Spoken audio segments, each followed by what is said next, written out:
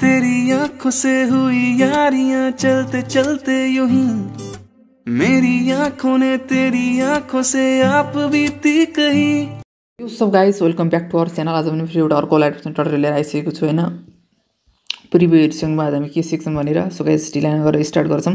सबभन्दा अगाडि चाहिँ तपाई लिरिक्स या सङ जहाँ सुरु भएको छ हैन त्यहाँ आउनु होला। त्यहाँ आएपछि यहाँबाट हामी सुरु गर्छौं है। सो गाइस जहाँ सङ सुरु भएको छ त्यहाँ आउनु होला हैन। त्यहाँ आएर चाहिँ प्लस आइकनमा गएर चाहिँ फ्री ह्यान्ड ड्रइङ भन्ने अप्सन आउँछ, हेर्न सक्नुहुन्छ है। यहाँ यो फ्री ह्यान्ड ड्रइङमा सिलेक्ट गर्नु होला। सिलेक्ट गरेर चाहिँ यसको साइज चाहिँ 100 राखेर यहाँ एउटा ड्रइङ गर्नुपर्ने हुन्छ। कस्तो खाले ड्रइङ भनेपछि जस्तो बनाए पनि हुन्छ हैन। यस्तो खाले ड्रइङ गराउनु होला, हेर्न सक्नुहुन्छ है। मैले चाहिँ यस्तो खाले ड्रइङ गराइदिनु होला हैन। एकचोटी म फेरि गराउँछु हैन। यस्तो खाले ड्रइङ टक्क लाएर 1 2 यस्तो खाले ड्रइङ गराइदिनु होला हैन। सो गाइस यो ड्रइङ गराइसकेपछि यो ड्रइङलाई चाहिँ यसरी लास्टसम्म जहाँसम्म लिरिक्स छ नि त्यहीसम्म लैजानु होला हैन। सो गाइस यसरी ड्रइङ गराइसकेपछि चाहिँ अब यो ड्रइङमा चाहिँ इफेक्टहरु दिन्छौं। ड्रइङमा जानु होला अनि ड्रइङ प्रोग्रेस भन्ने इफेक्टलाई एड गर्नु होला। अनि यसको एन्डमा आएर की फ्रेम दिनु होला। एउटा की फ्रेम यता लास्ट भन्दा अलि अगाडि अनि एउटा चाहिँ सुरुमा। अनि यो सुरुको की फ्रेमको एमाउन्टलाई चाहिँ 0 गरेर यसलाई चाहिँ अगाडि ल्याइदिनु होला। अनि सो गाइस अनि दुईटा की फ्रेमको बीचमा आएर चाहिँ तपाईले चाहिँ यस्तो खाले एउटा ग्राफ गराइदिनु होला हैन। यो ग्राफलाई चाहिँ हेर्नु होला। यस्तो खाले ग्राफ गराउनु होला दुईटा की फ्रेमको बीचमा आएर। सो गाइस यति गरिसकेपछि चाहिँ अब ड्रइङ प्रोग्रेस पछि अर्को चाहिँ एउटा स्टोक टेपर भन्ने इफेक्ट छ, यसलाई एड गर्नु होला। अनि यसको स्टार्टलाई चाहिँ 100% गरिदिनु होला है। अनि यसलाई चाहिँ 100% गरेर ब्याक आउनु होला। ब्याक आइसकेपछि एउटा लास्ट एउटा रफ अन एज भन्ने एउटा यो छ नि, यो इफेक्टलाई एड गर्नु होला। रफ अन एजलाई अनि यसको स्ट्रेन्थलाई चाहिँ 1000% भन्दा माथि गरिदिनु होला है। यति गरिदिनु होला। अनि यति 1000% भन्दा माथि गरिसकेपछि चाहिँ हाम्रो चाहिँ सकिन्छ इफेक्टहरु दिएर है। सो गाइस यसरी इफेक्टहरु दिइसकेपछि चाहिँ तेरी आंखों से हुई यारियां। सो गाइस यति इफेक्ट दिइसकेपछि तपाईको काम के हुन्छ भनेपछि फेरि एउटा रेक्टेंगल एड गर्नुपर्ने हुन्छ। प्लस आइकनमा गएर एउटा रेक्टेंगल एड गर्नु होला। अनि यसलाई चाहिँ 3 डटमा गएर फिल कम्पोजिसन एरिया गरिदिनु होला। अनि यो रेक्टेंगललाई पनि लास्टसम्म लैजानु होला गाइस। लास्टसम्म लैसकेपछि यो रेक्टेंगललाई चाहिँ यसरी तल ल्याइदिनु होला हैन। यसरी यो ड्रइङको तल ल्याइदिनु होला। अनि यो कलर चाहिँ तपाईले जुन तपाईको ब्याकग्राउन्डमा कलर छ नि त्यही कलर सिलेक्ट गर्नु होला है। अर्को कलर मिल्दैन, फेरि त्यही ब्याकग्राउन्डको कलरलाई चाहिँ सिलेक्ट गरिदिनु होला हैन यस्तो खाले। अनि यति गरिसकेपछि चाहिँ तपाईले चाहिँ यसरी दुईटालाई सिलेक्ट गरेर हेर्नु होला है। चाहिँ यो लास्टको तीनटामा चाहिँ एउटा ट्रान्सपेरेन्ट भन्ने अप्सन छ नि, हो यसमा क्लिक गरिदिनु भयो भने ट्रान्सपेरेन्ट हुन्छ है हाम्रो चाहिँ।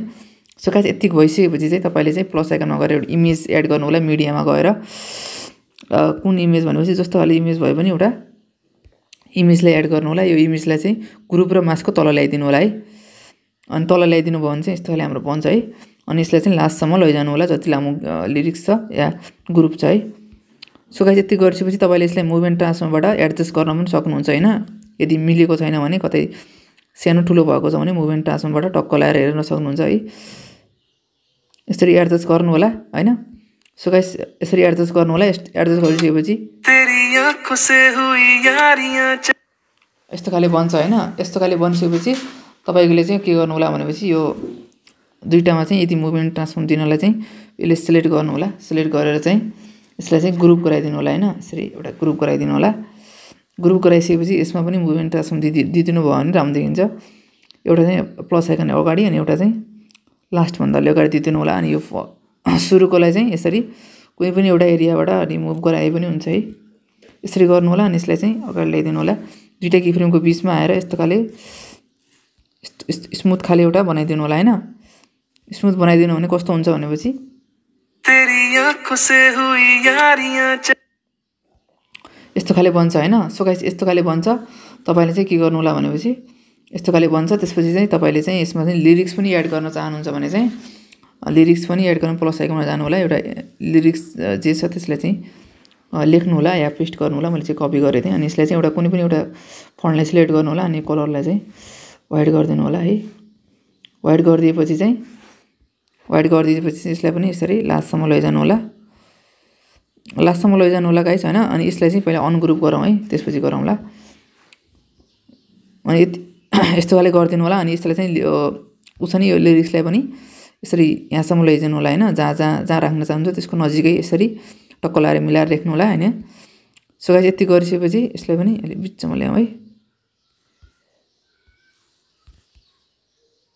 यसरी ल्याम हैन सो गाइस यसले पनि यसरी ल्याम सो गाइस अब चाहिँ हामीले यसमा चाहिँ लिरिक्स पनि एड गर्यौं हैन सो गाइस यसलाई चाहिँ लिरिक्सले चाहिँ अलि पछाडिबाट सुरु गर्नु होला त्यसले चाहिँ अलि कट गरिदिनु होला हैन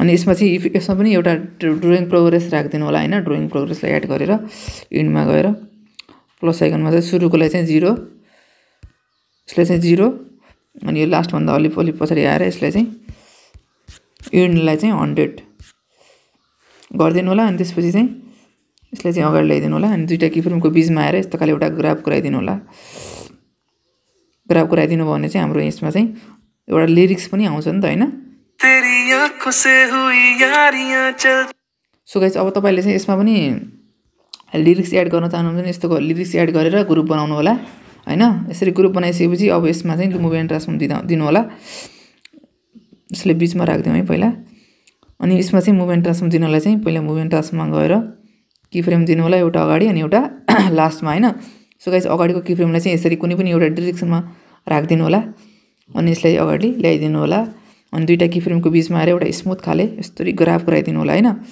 ग्राफ गराइदिनु होला अनि ग्राफ गराइदिनु भयो भने चाहिँ तपाईको कस्तो बन्छ भनेपछि तेरी आँखों से हुई यारियां चलते चल बन्यो नि त हाम्रो हैन मेन सिक्ने काम भनेको यही हो हामीले यो बनायौं अनि सो गाइस यो बनाइसकेपछि चाहिँ तपाईले के गर्नु होला भनेपछि यसलाई चाहिँ कपी लेयर गरेर हैन हुन्छ हैन यसरी पछाडि गएर पेस्ट गरिदिनु होला हैन पेस्ट गरेपछि अनि यो एडिट ग्रुपमा गएर तपाईले यसमा चाहिँ यो इमेज र उसलाई एडिट गर्नु होला हैन जे नयाँ इमेज छ भने नयाँ इमेज राख्नु होला लिरिक्सलाई पनि नयाँ राखिदिनु होला हैन नयाँ चाहिँ कसरी राख्ने प्लस आइकनमा गएर चाहिँ एउटा चाहिँ अर्को पनि यसलाई एड गर्ने नि यसलाई चाहिँ सबैभन्दा तल ल्याइदिने है अनि तल ल्याइदिसकेपछि यसलाई पनि अलि सानो गराइदिनु होला यस्तो गराएर चाहिँ यसलाई चाहिँ यसरी एडजस्ट गर्नु होला हैन एडजस्ट गरिदिने अनि त्यसमा चाहिँ यसमा लिरिक्स चाहिँ अब अर्को जे हुन्छ चाहिँ त्यही लिरिक्स चाहिँ यसरी टाइप गर्नु होला हैन टाइप गर्नु होला अलि चाहिँ मैले लिरिक्स याद छैन है सो गाइस यसलाई टिक गरिदिनु होला यति गर्नुभयो भने चाहिँ हाम्रो बन्छ हैन एउटा यस्तो खाली बन्यो अर्को चाहिँ चलते चलते यूं ही मेरी यस्तो खाली बन्छ अनि तपाईको चाहिँ यदि टाइमिङ मिलाएको छैन भने यसो टाइमिङमा गएर यसलाई चाहिँ कट गरिदिनु होला हैन यसरी लेख्नु होला अनि त्यसपछि यसको मुभ एन्ड ट्रान्सफर्म यसको डाइरेक्सन चेन्ज गर्न चाहनुहुन्छ भने चाहिँ यसरी यसमा गएर चाहिँ यसको डाइरेक्सनलाई यसलाई चाहिँ चेन्ज गर्नु होला सायद गाइस तपाईले चाहिँ यसको एडिट ग्रुप गर्दाखेरि यसको चाहिँ भित्र चाहिँ इमेजलाई चाहिँ एडजस्ट गर्नु होला है मेरो चाहिँ बा छैन है अनि यस्तो भनेपछि चलते चलते यूं ही यस्तो खाले भन्छ सो गाइस यसरी नै भिडियोलाई कम्प्लिट गर्नु होला हैन सो गाइस मेन कुरा सिकिहाल्नु भयो सो गाइस लास्टसम्म हेर्दिनु भयो अलि भिडियो लामो भएछ लास्टसम्म हेर्दिनु भयो थ्यांक यू फर वाचिङ हैन नयाँ हुन्छ भने सब्स्क्राइब गरिदिनु होला भिडियोलाई चाहिँ लाइक गरिदिनु होला र साथीहरु बीच पनि शेयर गर्नु होला हैन सो गाइस अलि मैले चाहिँ बहुत बढी नै उ गरेर चाहिँ रेकर्ड गरेर बनाएको छु so guys thank you for watching see you in the next video